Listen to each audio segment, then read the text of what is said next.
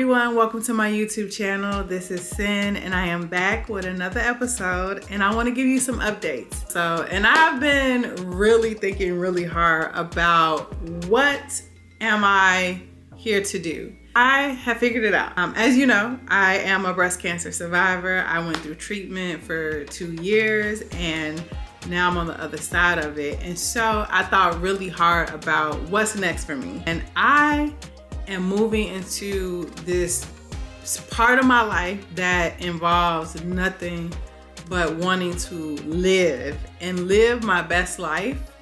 And I'm doing that by really focusing on thriving. When you go through survivor mode for so long, you just feel very robotic. And I'm more or less really focused on taking everything that I've learned, everything that I've been through, and really moving forward in my life. And I think that a lot of us have gone through tough things, even if you haven't gone through anything as tough as breast cancer or losing a parent. You might have gone through some tough things through life, and that could be anything from, breaking up with someone or going through COVID. That was tough for everyone. Also, being laid off, those are things that happen when we become adults. And there's so many things that happen when we become adults that we feel like we're alone, like no one else has gone through it. But yes, we have, a lot of people have gone through things, but we just continue to move forward and we don't take the time to really heal or grieve those things that we thought that we had for ourselves. So I took some time, I've been taking some time to just kind of take a step back to think about what is it that I want to put out into the world? What is it that I want to do to move my life forward? And so I thought about it really hard, and I thought about, I don't want to live in survivor mode anymore because I'm not able to enjoy my life. I'm not able to be when I'm really just focused on the next step. I want to take some time and really learn about thriving, right? And I think everyone can learn from that. And it's just really looking at life, no matter what life throws your way, and figuring out how you can move forward regardless of that.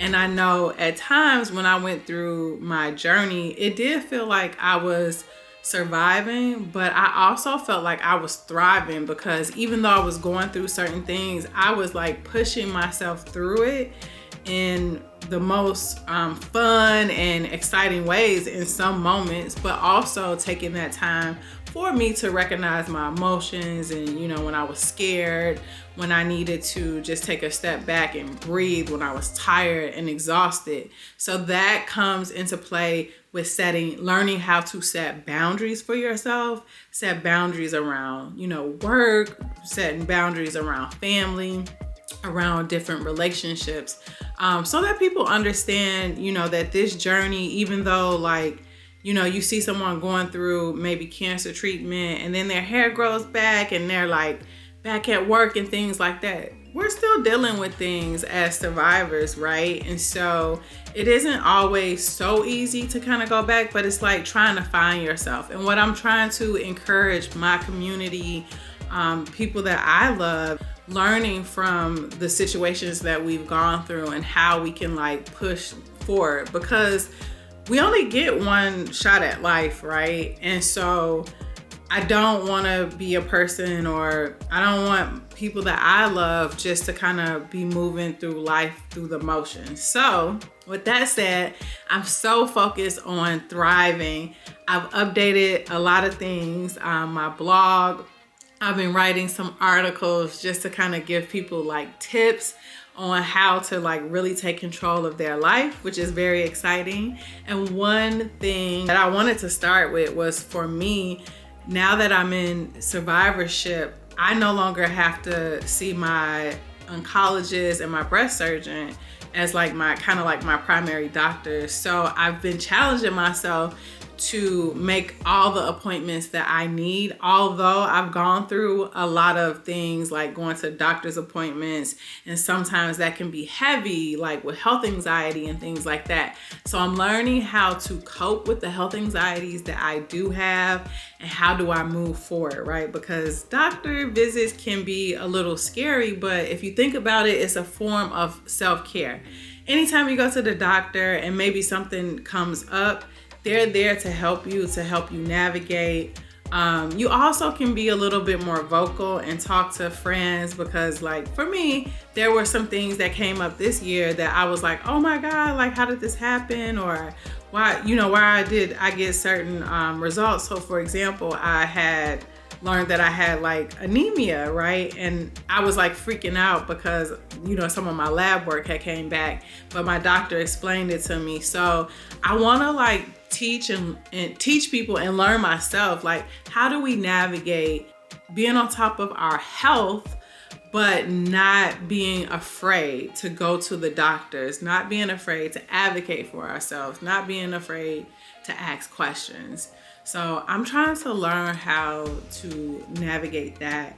And it's not easy, but I think that as we do this and we make it more acceptable to talk about health things, I think that it can only get better. It's like we can talk about the latest gossip or the latest like Love is Blind episode, but like how often are we talking about issues that really matter to us, like our health? Like being a woman, there's so many things that we have to deal with just from an early age, like from the moment that we start our periods, right?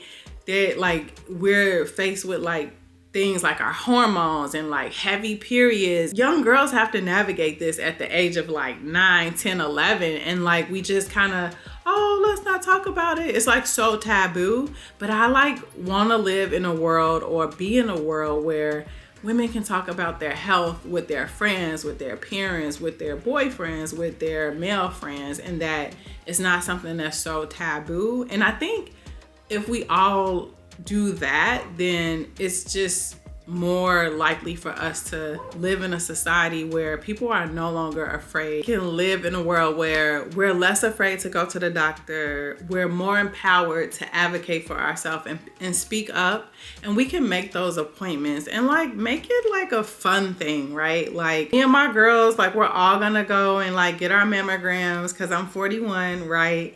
Girl, have you scheduled your mammogram? Like holding each other accountable and like making it less scary, right? Because it's like you can call me like if you get like results. And so I want to talk about building your medical team. It's very important to do because it's everything about your life and how you live.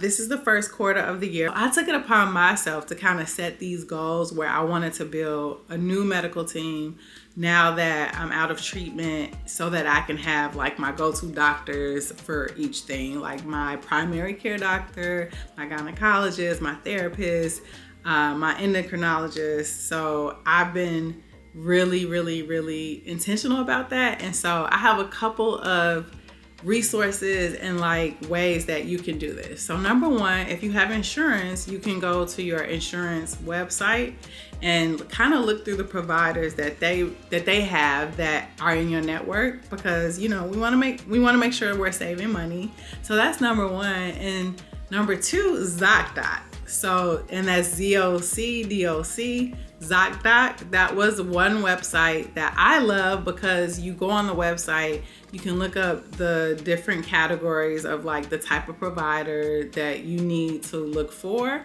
And they have so many great things there because you can see their profile. You can also look at reviews that people have given them. Their bedside manner, like how long are the wait time. Obviously, you can look at their background to see how long they've been doing the work. So that's really great. And it's really helpful because it also shows you like the schedule. So you can actually schedule from ZocDoc. So I use that all the time and I found a lot of my providers there. Black Women, Health in Her Hue is a really great site, and they recommend a lot of doctors of color. I know a lot of us look for people who look like us and feel more comfortable. So that is a very great site. And I love it because on the site, not only do they have like a directory, but they also have a lot of articles that are interesting based on the topic that you may be looking into. Like if you have like heavy periods or fibroids, or even learning about breast health, they have a lot of different articles. So that website, Health in Her Hue, has really helped me a lot. And I was also looking for a Black therapist as well, because I just kind of felt like I wanted someone who can really understand my culture. I'm a spiritual person, so I was also looking for that. So I found my therapist through a lot of different like Black therapy websites. I wrote this article on my blog that has all the information and resources, and I'll drop that link so that you can follow it. So I hope that this helps you, and I hope that this year that you're more intentional about your health and about the doctors that you build in your squad and your medical team squad. That's what I call them. So this is a great way for you to kick off the new year on a healthy start and really being intentional and learning more about what benefits you. And for example, that vitamin D was so important. It helps to prevent like cancer. It also helps to like boost your mood, like if you've been feeling fatigue and things like that. And a lot of us suffer from like vitamin D deficiency. So I actually take a supplement like every day, and it helps me, and I'm at a good range. And like for years I was not at a good range. Outside of just the regular doctor, you can also get a naturopathic doctor, because sometimes what we eat and like the different vitamins that are offered out there could also help you as well. And I do have a naturopathic doctor that I worked with last year, and it was really eye-opening. So I also recommend that as well. So I hope that these little tips can help you through your health journey, and also help you to not only survive but thrive, because that's what we're doing in this life. We're thriving, honey. Thriving.